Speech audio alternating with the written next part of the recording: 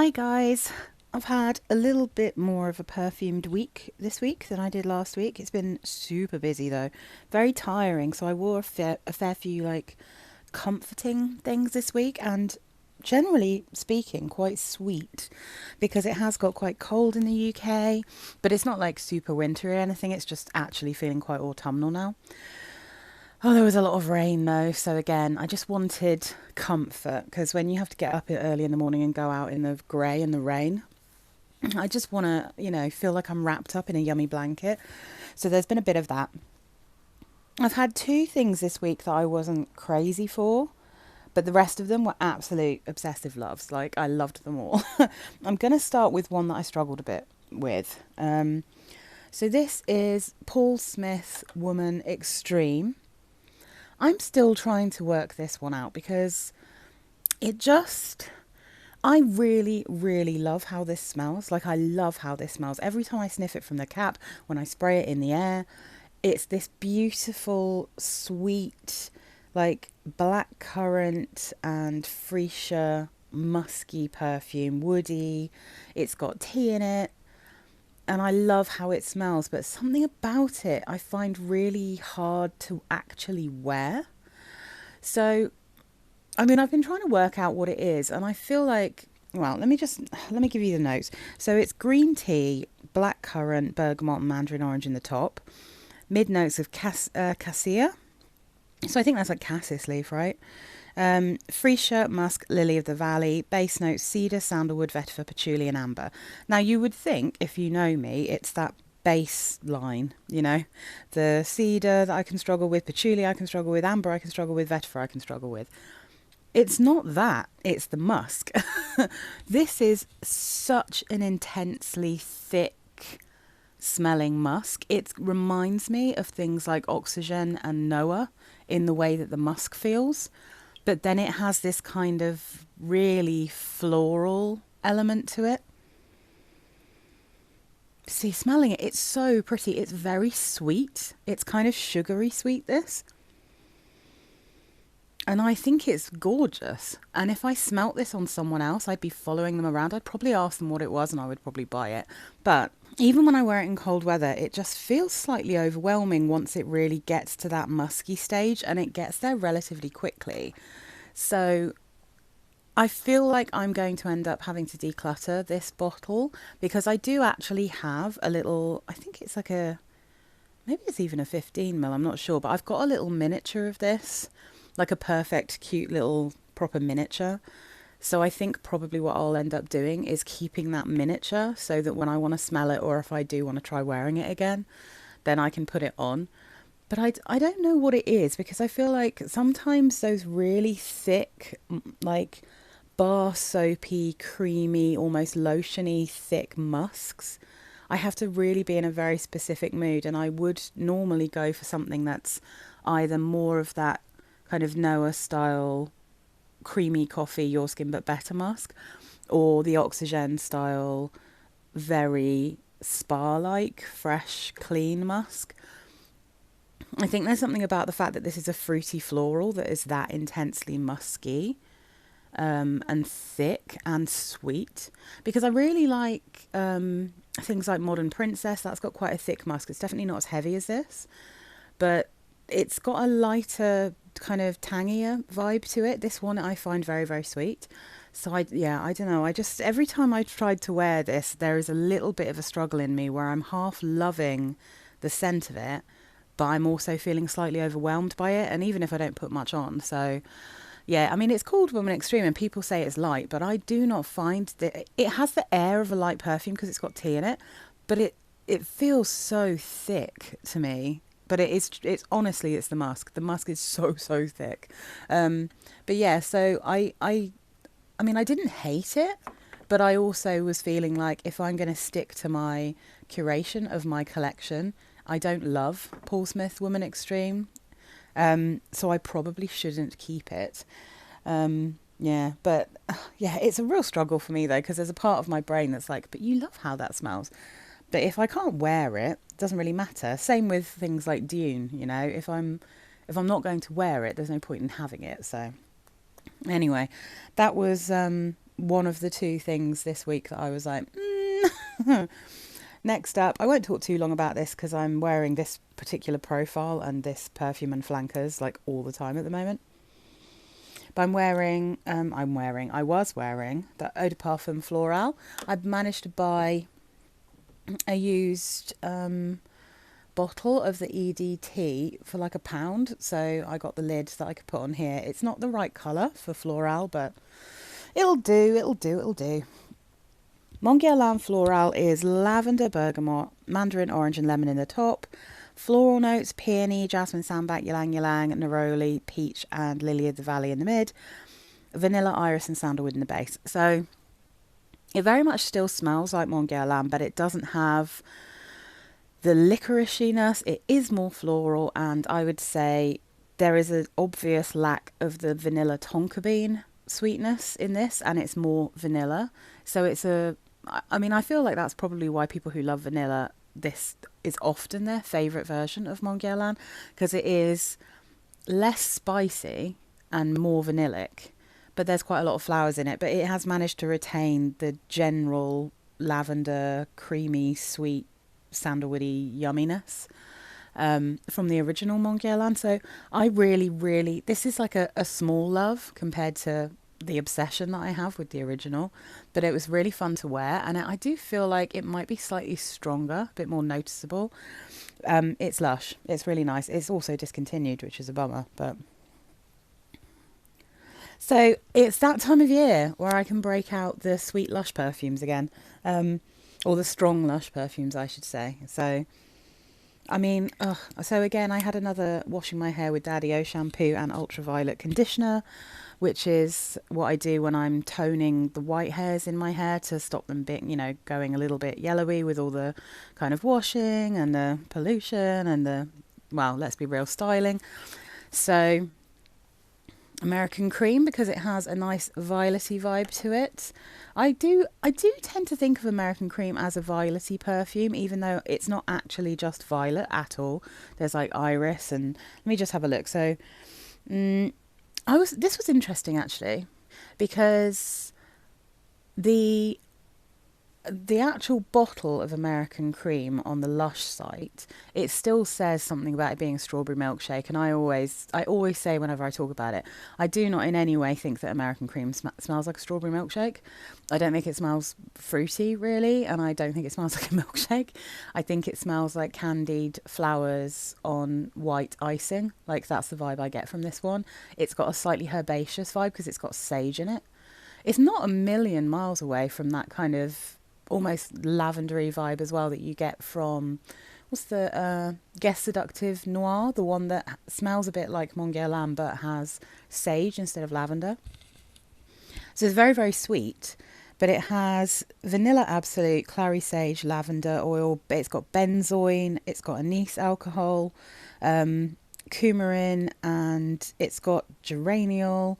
So it has a bunch of different compounds that smell like rose and iris, and then there's lavender, and then there's sage, and then there's, it's got all of these yummy, slightly herbal, slightly cozy, but they all smell like they're in like powdered sugar or something, and then you've got this creamy tonka beanie vibe mixed with that vanilla. So it's almost like I said, like a vanilla icing, but not like a frosting, like an actual white icing that you get on those classic cakes that go over marzipan. So it's absolutely beautiful. But I noticed that on the new solid version of this perfume, it doesn't say strawberry milkshake, it says floral vanilla, and I think that's a much better way to describe American Cream. I actually, just even though it's so strong, I actually have a tiny dent in this one. Like, it's such a joy to wear. It starts off smelling very much like a Lush shop without the kind of citric acid and baking soda-y smell that you get from all the bath bombs. But it's got that Lush smell, and then the more it dries down, the more you get that sort of coumarin and vanilla coming through that just smells so sweet and very feminine, I would say, this one. It's so good when I break this out. I love wearing this. It smells amazing, and it smells amazing when my hair is really violety. It's absolutely lush. Love it. I love American Cream, and it's such an affordable perfume because even though, like, I think it's maybe 25 for American Cream for a 30 ml, it will last you longer than most other perfumes of that quantity, if you see what I mean, because it is quite strong. A lot of the old Lush perfumes are pretty strong. So yeah, absolutely scrumptious and delicious. What am I doing next? Oh yes. Oh, and I realise I'm obsessed with licorice. I love licorice. So I wore this one at the weekend. It's one that I remember when I've smelt stuff with my husband. He likes this one. And I just wanted to wear something that was a little bit more vampy, a little bit sweeter. I was in that kind of... I don't know even how to describe this perfume. I always think of it as smelling ever so slightly gothic, even though it's really fruity and sweet and very kind of girly to my nose at the same time. There's like, because it's spicy, there's a darkness about it. But this is Rive, My Only Wish. This is a dupe of Casherel's Yes I Am. Rive don't seem to make this anymore, which sucks, but I'm very happy I have this big bottle. And I also have Pascal Morabito Amer, which I think smells exactly the same as this and also smells like a Casherel Yes I Am dupe, but they both are preferable to me purely because Casherel's Yes I Am has just a tiny hint of that tarry smell when I wear it. The flankers have loads of that scent. The original just has a little bit, so I like kind of dupes of it more. But thankfully, Casherel Yes I Am is going nowhere, and that it's definitely stronger, but it smells exactly like this.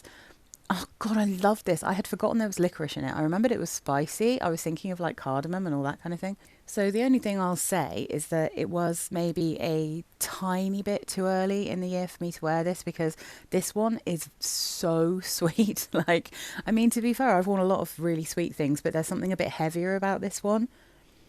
In its sweetness, it's like a little bit more intense, a little bit more syrupy, but absolutely lovely. And it does make me feel quite sexy, this one. It's like one of my sexy perfumes.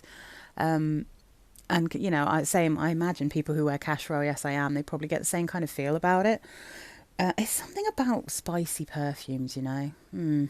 So anyway, this has raspberry, tangerine, lemon and bergamot in the top. It's got orange blossom, ginger flower, gardenia, jasmine, rose and amber in the mid. Base is caramel, milk, vanilla, cardamom, coumarin, benzoin, licorice, sandalwood and amber. So I was thinking about the cardamom in this, but when I sprayed it on, I really could smell the licorice and I was like, oh yes, I love licorice. I'm going to have to investigate more licoricey perfumes because I just love them. The mid notes in here don't necessarily... I mean, I get the gingeriness because it adds to the spice. But I don't necessarily think of this as being a particularly floral perfume. It's got quite a lot of flowers in it.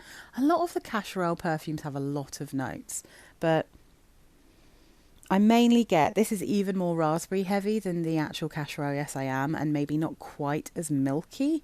It's just a little bit more intensely fruity.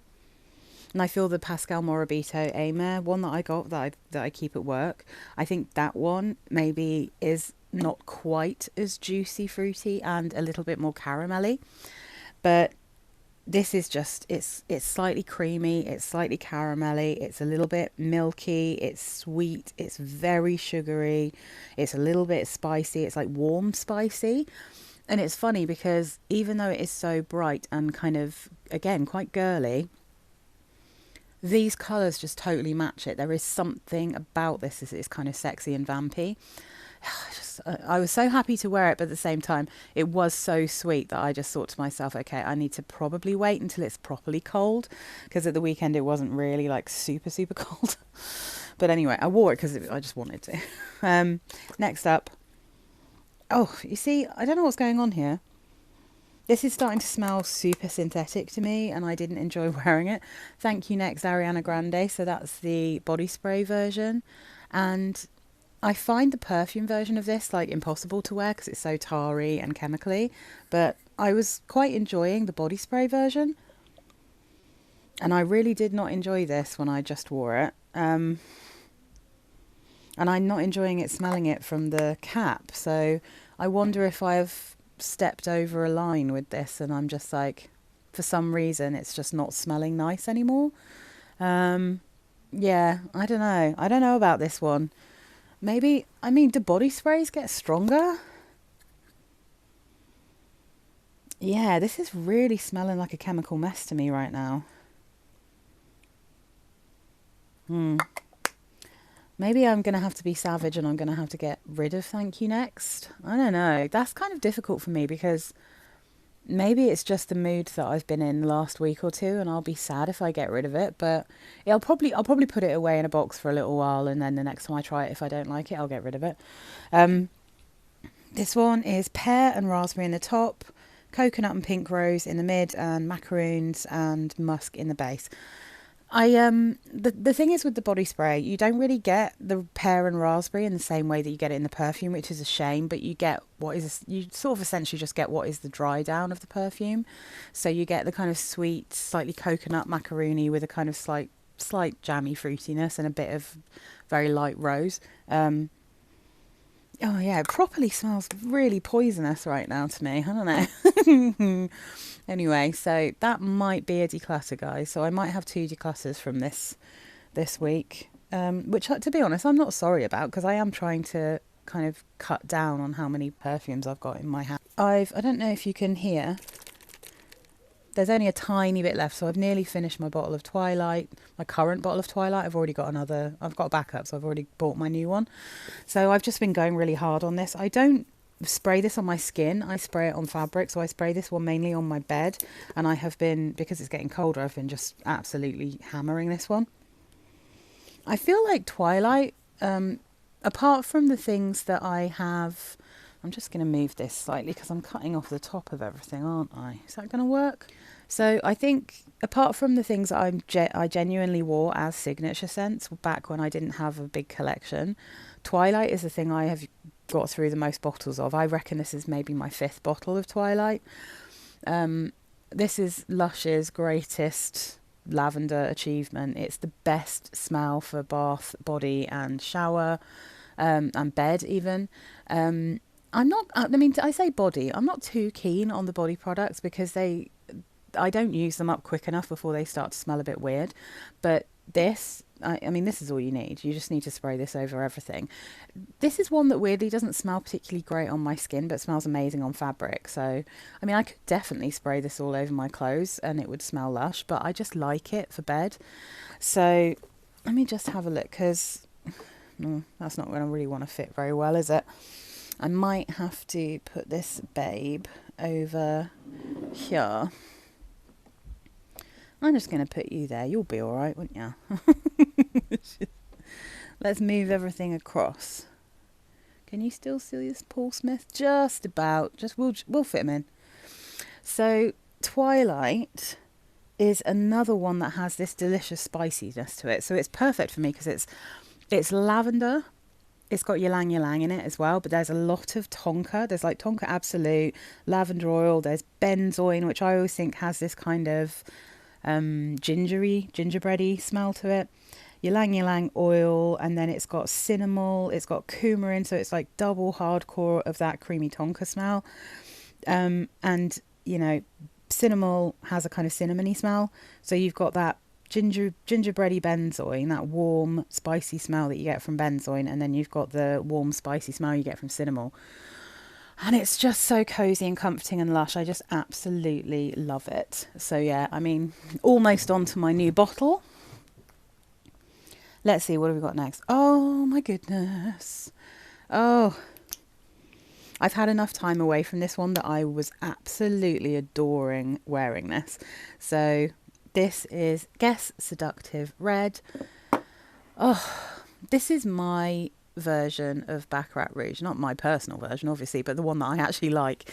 So nearly every other Baccarat Rouge kind of dupey thing I've smelt is too sweet or too chemically or smells like a dentist office or smells like plasters or smells like tar. Cloud I could never get on with because that one is just, it just turns into crystallized sugar on my skin, and it's sweet in a way that I find like absolutely like so overwhelming.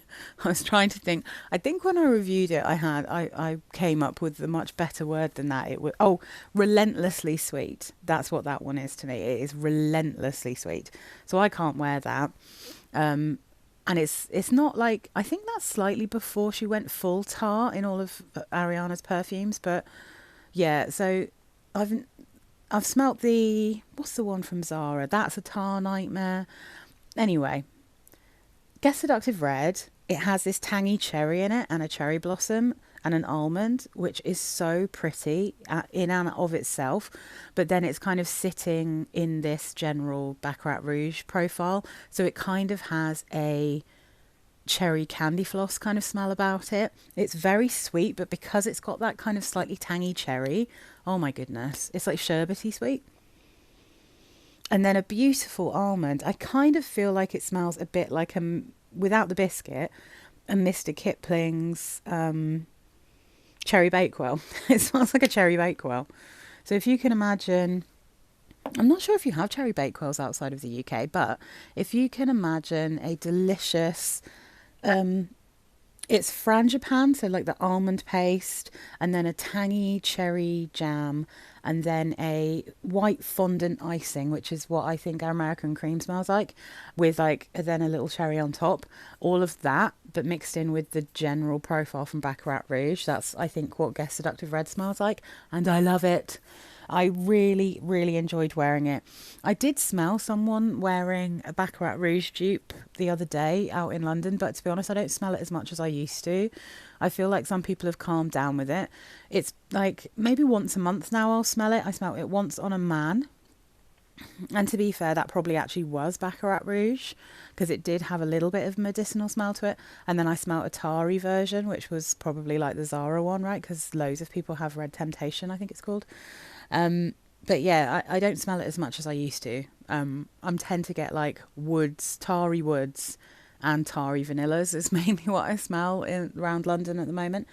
So I was very happy to wear this again, and I'd forgotten how much I enjoy wearing it. I just love to respray it. And what I was going to say about this is people complain that this doesn't last, but I think that there's some that I don't know what it is that's in Baccarat Rouge that's obviously the same thing that's in most of the dupes of it. It kind of feels like it's disappeared, but I don't actually believe it has. And the reason I'm saying that is because my room smelt like Guess Seductive Red for 2 days after I sprayed this in my room, and so did my office. So when I went in the next day wearing a totally different perfume, all I could smell was Guess Seductive Red in that space. So I think it's one of those ones that, I mean, probably it just lasts better on clothes and in fabric, but I think probably you go a bit anosmic to it, because I have heard people who have Baccarat Rouge go completely anosmic to it, but everyone else can still smell it on them. So I can still smell this one on me, but I do tend to like want to respray it. But to be honest, it seems to last forever. I can still smell it on my lanyard. I can smell it on the coat that I wore. And I have resprayed this a fair bit, but there isn't like, you can't see like a huge dent, right? And the other thing about these bottles, especially if you've got this little one, I feel, really like subtle small sprays. It doesn't spray out very much when you spray these. So I feel like maybe you feel like you're putting 5 sprays on, but 5 sprays of this bottle compared to 5 sprays of this bottle or even this bottle are not going to have as much actual perfume in, because this is like quite a kind of gentle, small, subtle spray. I noticed that with the Guess Seductive Noir little bottle I've got as well. I can't speak for the bigger bottles, but this one, I think you need to go a bit more ham with it, because I have sprayed this like probably 80 times and I've still only got a little bit of a dent in it. So yeah, anyway, I'll stop talking about that one now. Oh, I mean, I had to. I think I might have just worn this at the weekend, because I wore Florale to work, but I was just, I mean, I told you I'm obsessed. I literally cannot get enough of the Mon Guerlain profile. It is my absolute comfort blanket at the moment. And this is just the original EDP. Oh no, there we go. A little bit better. So the original EDP is lavender, bergamot in the top, iris, jasmine, sambac and rose in the mid, Tahitian vanilla, coumarin and Australian sandalwood, licorice, benzoin and patchouli in the base. I love that licorice. I love the coumarin, and so like the kind of vanilla-y, tonka-y, creamy sweetness you get in this. It's so enveloping. You've got the benzoin, so it's really warm.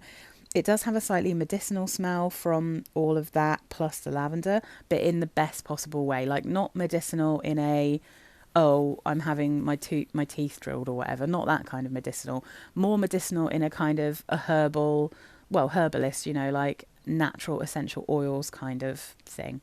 I just love it. I love it so much. I don't need to say more about it because I'm going to be talking about it all the time.